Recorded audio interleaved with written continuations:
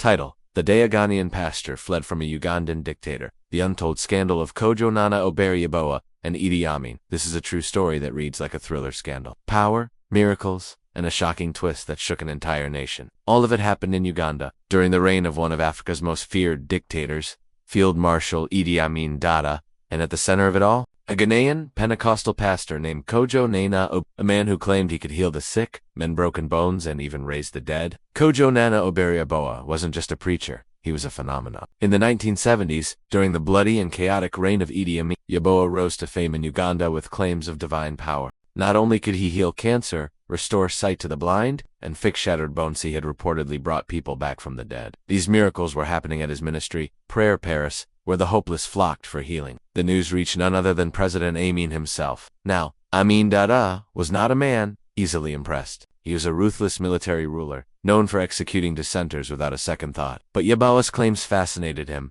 In private, Amin struggled with health issues and paranoia. He was deeply superstitious and he wanted to see these miracles for himself. He issued a simple challenge: raise the dead in front of me, and I will repent. Yeboah agreed. A national day was declared. This would not be a private event, it would be public, historical, and unforgettable. The president of Uganda was ready to surrender to God, live on national radio. The date was set, and Amin went all in. He even named it a public holiday across Uganda. The entire country waited with bated breath.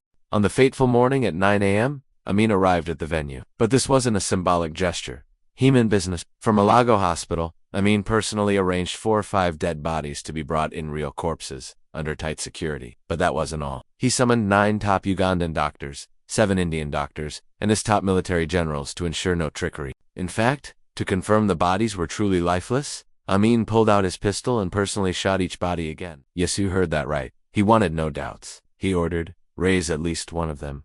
Just one. Then I will believe. And so, the waiting began. Last dias I am no sign of Yeboah. 12 p.m. Still no show. Amin paced restlessly, but held his calm. 2 p.m. The crowd was growing nervous. Rumors started swirling.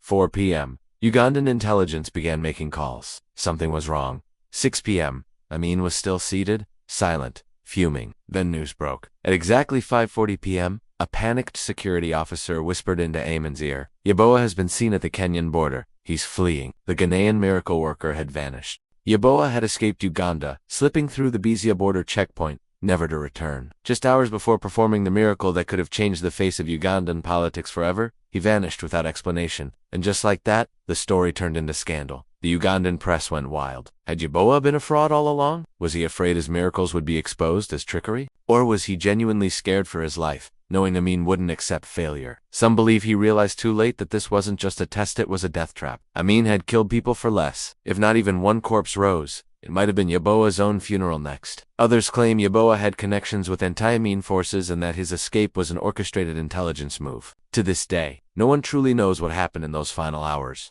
But one thing is certain: Kojo Nana Obere Yeboah never set foot in Uganda again. Idi Amin would go on to rule with more brutality, eventually being overthrown in 1979. Yeboah, for his part, faded from the East African religious Spalabutha. The legend lived on. The scandal remains one of the most bizarre and intriguing stories from Amina's Uganda, a tale where faith, fear, and politics collided in the most explosive way possible. Was Yeboah a miracle-working man of Gador, the greatest religious con artist Uganda ever saw? You decide.